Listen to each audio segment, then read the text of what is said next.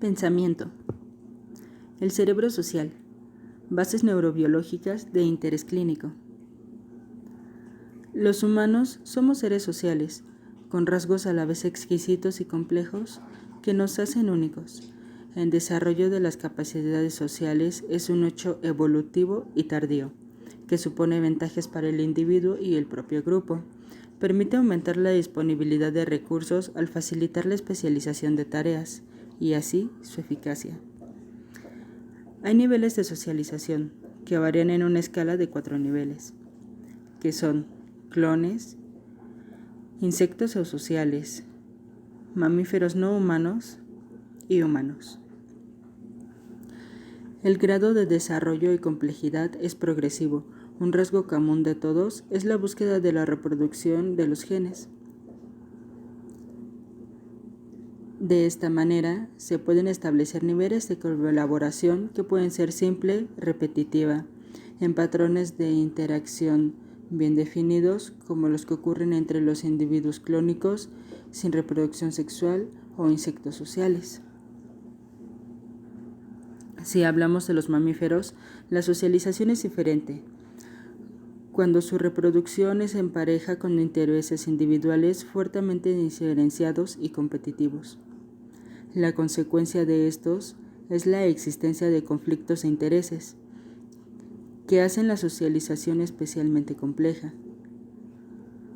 De este hecho derivan los códigos morales, un producto elaborado que es consecuencia directa de la socialización en sus niveles más elevados.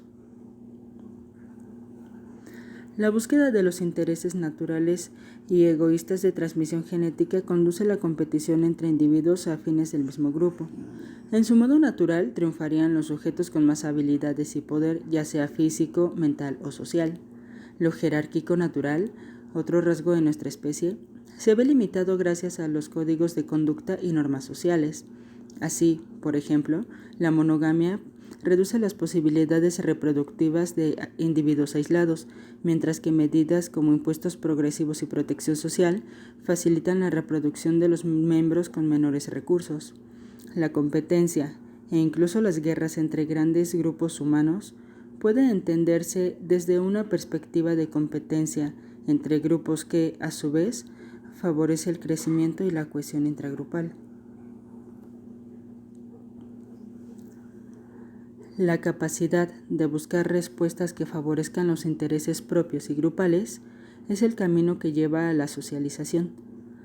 Desde un punto de vista grupal, es preciso que las actuaciones individuales sean consistentes, con memoria en el tiempo y con una definición y aceptación más precisa y universal posible de aquello que sea adecuado o erróneo. Es así que llegamos a los códigos morales, que se desarrollarían gracias a la existencia de unos circuitos morales que surgen con una búsqueda de lo bueno o placentero frente a lo malo o doloroso, por lo tanto, en conexión directa con las emociones con las que el cerebro social comparte también funciones y sustrato biológico. Así se puede concluir que lo moral, que es en su esencia emocional, y lo social van ligados. Pero los códigos morales no sobreviven por sí solos. Para que puedan coexistir es necesario que exista una reciprocidad no solo directa, sino también indirecta. La convergencia de intereses hace que sujetos diferentes colaboren, entendiendo que el beneficio es siempre mayor que el esfuerzo aportado. A cambio de lo aportado al grupo, se espera no solo una compensación directa de un donante a un receptor, sino compensaciones tardías, diferidas. Es decir, reciprocidad indirecta. Estos sistemas de compensación son los más complejos, propios de nuestra sociedad.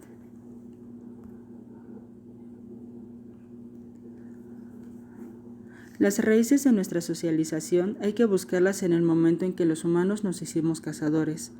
Precisábamos una colaboración mutua y directa en la búsqueda y captura de la presa, así como un cierto nivel de especialización, por ejemplo, en la elaboración de instrumentos de uso práctico, en la propia caza, en la crianza o en otras muchas actividades. Siendo así las cosas, no se explica que formáramos grupos tan extensos como los que surgieron en los humanos a partir del Neolítico, sino antes.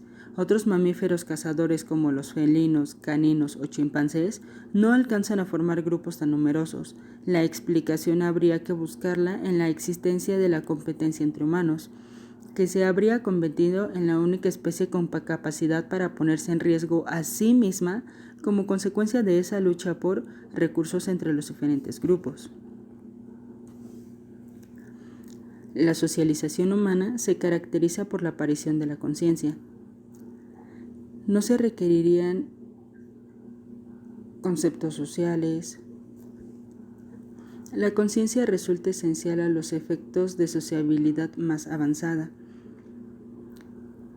pues permitir la conciencia de sí mismo también se permite la conciencia de otros, como seres afines, pero a la vez diferentes. Esto quiere decir que tenemos la capacidad para entender, por un lado, la convergencia de intereses y por otro, la competencia por recursos. Colaboración y competencia dentro del propio grupo se facilitan emergentemente gracias a la capacidad de predicción y planificación. Somos capaces de entender los deseos, emociones y pensamientos de otras personas, lo que nos permite prever y dar respuestas adecuadas a nuestros intereses. Esta capacidad de predicción y respuesta se organiza en el tiempo. De ahí que ésta se convierta en un concepto fundamental de nuestra sociedad. Para ello, requerimos mecanismos que nos ayuden a reconocer los pensamientos y emociones de otras personas, lo que supone empatía, pero también, por ser seres de esencia biológica egoísta, buscadora de la transmisión de los genes propios, necesitamos recursos mentales que nos permitan detectar las frecuentes conductas interesadas y tramposas de los sujetos fraudulentos. Estas dos capacidades tienen circuitos neuronales diferenciados. De la empatía podemos conocer las emociones y pensamientos de las demás personas, de modo que así podamos organizar una respuesta que será adecuada a nuestros intereses, tanto grupales como individuales. Para ello, necesitamos cubrir ciertos aspectos. El primero de ellos es conocer.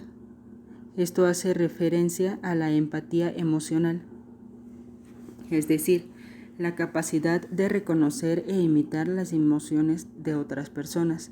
El segundo aspecto es responder. Este constituye la empatía cognitiva, que nos permite tener una perspectiva o punto de vista con lo que vamos un paso más allá que solamente conocer. Se cree que estos dos sistemas funcionan de manera independiente. Respecto a la empatía emocional, entendemos que su activación ocurre diferente ante distintas situaciones. Por ejemplo, no vamos a reaccionar de la misma manera ante los ladridos de un perro que ante ver a un compañero con dolor. A estos efectos de empatía emocional, sabemos que el área cerebral más importante es el giro frontal inferior o área 44 de Brodmann. Esta área se activa de modo intenso ante el contagio y el reconocimiento de emociones.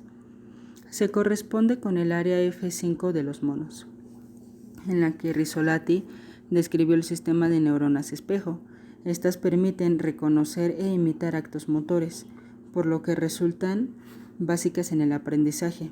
Además, el sistema de neuronas espejo se activa en el reconocimiento y la evaluación emocional, no solo pasiva, esta a través de la visión, sino también en los activos de imitación emocional.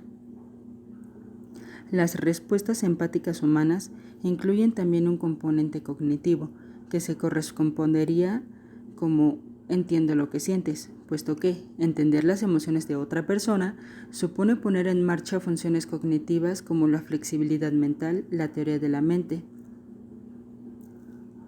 A estos efectos, en el área que se activa preferentemente es la corteza frontal ventromedial, áreas 10 y 11 de Brodmann. Cuando una persona sufre daños en el área ventromedial, dichos daños se ven reflejados en patologías como son la demencia frontotemporal y la esquizofrenia. Empatía cognitiva o de toma de perspectiva implica funciones complejas, como la flexibilidad cognitiva, atención, memoria de trabajo, razonamiento abstracto, atribución de creencias y las funciones. La activación de dicha empatía depende de la unión tempoparietal, que suele ser bilateral y no es específica de las emociones, sino que se encarga de actividades como la percepción espaciotemporal de nosotros hacia terceros. Empatía emocional. Tenemos una secuencia de estados cognitivos y emocionales que integran a la empatía emocional. En primer lugar, el contagio emocional, que se conforma de 3 elementos. 1. Supresión del estado activo propio. 2. Despertar y conciencia del estado afectivo de otro, ya sea consciente o inconsciente. Y 3. Adopciones somorfas del estado afectivo de un tercero. En el siguiente lugar tenemos a la toma de perspectiva, formada de 2 elementos. 1. Supresión de la forma de la propia perspectiva. Y 2. Reconocimiento del estado afectivo de un tercero por adopciones o perspectiva mediante observación o imaginación.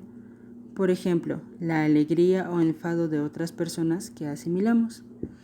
Y por último, la integración de toma de perspectiva y contagio emocional, formada de 2 elementos. 1. Atribución de un tercero del origen del estado afectivo y perspectiva adoptados. Y 2. Regulación emocional. La relación entre riesgos de enfermarse, longevidad o bienestar físico y mental con estilos de vida se conoce desde hace mucho tiempo. El factor más estudiado es el tipo de respuesta emocional, que, cuando es exagerada, se correlaciona con pobre pronóstico en todas estas variables de salud, tanto en los estudios directos como en los indirectos a través de encuestados sujetos. Por ejemplo, el narcisismo. Se sabe que se correlaciona con riesgo alto de limitaciones a la salud y que, a su vez, las respuestas emocionales de estos sujetos son intensas. Se trata de personas que, entre el aislamiento social, muestran un intenso de áreas de matriz dolorosa, como por ejemplo la en lo anterior. Se cree que la frialdad y el desapego a las relaciones que muestran es un mecanismo de evitación de riesgos, de respuestas exageradas al dolor por aislamiento social al que estarían predispuestos. La ínsula anterior facilita la descarga simpática y tiene conexiones que activan el eje hipotálamo hipófiso adrenal de las respuestas del estrés, lo que puede explicar el mayor riesgo de enfermar de estos pacientes. Si el dolor social y el dolor físico comparten estructuras anatómicas, resulta lógico utilizar estrategias terapéuticas comunes. Hay ensayos en los que se ha tratado el dolor social con paracetamol durante periodos de 3 semanas. Se mostró una reducción de los sentimientos de herida por aislamiento y de activación de la matriz dolorosa en la resonancia magnética. En relación con lo emocional, el tamaño de la amígdala se relaciona inversamente con las respuestas de neuropsiquismo, como son la ansiedad y el miedo, y las propias de personalidad de tipo A, que son hostilidad y rabia. Un tamaño mayor supone menor activación del eje hipotálamo hipófiso adrenal y una reducción de enfermedades vasculares e inmunológicas. Se entiende así que la amígdala se haya propuesto como el primer centro de las conexiones mente y cuerpo y diana de las estrategias de educación opcional. En este sentido, esta estructura establece la sablencia o relevo emocional asociados a un objeto que van a comportarse como referencia social, como es mostrar un objeto con una sonrisa o con miedo puede hacerlo atractivo o repelente a un niño. La propia amígdala organizaría la respuesta emocional una vez establecida la valencia del objeto. Los rasgos de conducta, incluida la empatía, tienen un componente de heredabilidad elevado, como ocurre con los caracteres físicos. Así, factores como neuroticismo, la tendencia a la ansiedad o depresión, la inteligencia en general, tienen una heredabilidad que se acerca al 50%. En algunos casos se han identificado factores genéticos precisos, como los alelos del gen 5HGTT, que en la forma de homocigoto conferirían un riesgo elevado para la infección. En estos casos, se sabe que la aparición de trastornos ansioso-depresivos es casi siempre la consecuencia de eventos vitales estresantes, muchas veces consecutivos o en número elevado, de manera que lo heredado sería una diátesis o tendencia que precisaría el factor estresante o desencadenante para estresarse. En relación con la HTT, la serotonina se considera el mediador de los factores negativos. Recientemente se ha implicado en los que, mediante tomografía por emisión de positrones, se ha encontrado un aumento de su síntesis presináptica en varias áreas cerebrales. Con referencia a la conducta de grupos, las tendencias violentas tienen también un área de heredabilidad alta. Si nos referimos a trastornos genéticos específicos y su relación con la conducta, se pueden citar 2. Los varones con síndrome de aneuploidía XY y casos con una mutación puntual del gen MAO-A. Los primeros serían varones altos, con niveles altos de testosterona, bajo coeficiente intelectual y tendencias agresivas. Los casos con la mutación MAO-A tendrían un aumento de serotonina cerebral y, en consecuencia, tendencias agresivas, confirmadas en modelos animales. Se ha demostrado que en gemelos univipelinos las diferencias de comportamiento, incluso físicas, especialmente las que surgen a lo largo de la vida, pueden obedecer a mecanismos epigenéticos que actuarían por naturación del ADN.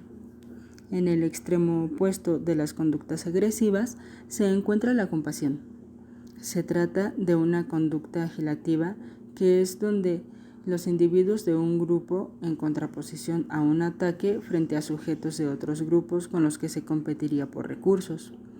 La compasión sería un mecanismo prosocial que implica, además de la empatía emocional y la cognitiva, a un tercer componente, el de motivación o preocupación empática para ayudar a otras personas. Aquí se activan las áreas de la empatía emocional, en espejo respecto a las emociones del otro, en la circunvolución frontal anterior, la ínsula y el polo temporal, así como las de la empatía cognitiva y la unión temporoparietal, pero además el componente de motivación activa zonas específicas, la sustancia gris periacueductal y la sustancia negra del tegmento mesencefálico, gracias a las que podemos comprender el comportamiento de dolor ajeno y responder con calidez y ternura. La función autonómica está ligada a la conducta. Es posible gracias a que aquello depende de un sistema neural desarrollado filogenéticamente para permitir las respuestas de conducta básicas en las que se basa la interacción social. A estos efectos, las primeras experiencias conocidas se remontan un siglo atrás, al conocerse que la respuesta cardíaca y respiratoria, definidas después como porcentaje de variabilidad cardíaca y arrítmica respiratoria sinusal, dependían de una respuesta vagal sincronizada con aferencias del mismo nervio. La variabilidad mostrada en estas respuestas oscilaba en dependencia directa con factores externos, al ser interpretados estos como amenazante o, por el contrario, como de aceptación, es decir, socialmente proactivos. La teoría que explica estos fenómenos se denomina polivagal y ha sido auspiciada y definida en diversos modelos experimentales desde 1995. La expresión facial es importante en la transmisión de emociones y en el desarrollo social. Los impactos emocionales graves, especialmente en la adolescencia, dan lugar a una alteración en la capacidad expresiva y comprensiva emocional del sujeto. El sistema vagal de interacción social depende de su activación o inhibición de estímulos externos, que inciden directamente sobre áreas corticales receptivas. Así, se considera que son especialmente importantes el giro fusiforme, que reconocía caras y formas, y el surco temporal superior. Este se encarga de los sonidos. Por tanto, áreas del lóbulo temporal. Si dichos estímulos se interpretan como acogedores, se activa directamente el núcleo ambiguo, gracias a las conexiones corticales con él, pero si la vivencia es de amenaza, se activarán la amígdala y, a través de esta, los sistemas de huida, lucha del simpático o bien el sistema de inactivación de movimiento y conducta, que se expresa muchas veces en la congelación de las personas ante una situación de peligro. En situaciones de amenaza se activa también la sustancia gris periacueductal que, al secretar ocloides, explica el efecto analgésico que existe en esos momentos. El aislamiento y la disyunción social son generadores de emociones negativas que alteran las funciones autonómicas y la conducta. En estos escenarios se ve afectada la neurocepción, es decir, el mecanismo que permite la interacción social al distinguir los ambientes amenazantes de los seguros. Es activada por el sistema vegetativo y mediada por áreas corticales sensoriales. El sistema límbico, la amígdala, la sustancia gris periacueductal. La disfunción de la neurocepción se debe sobre todo a la capacidad para frenar los sistemas defensivos.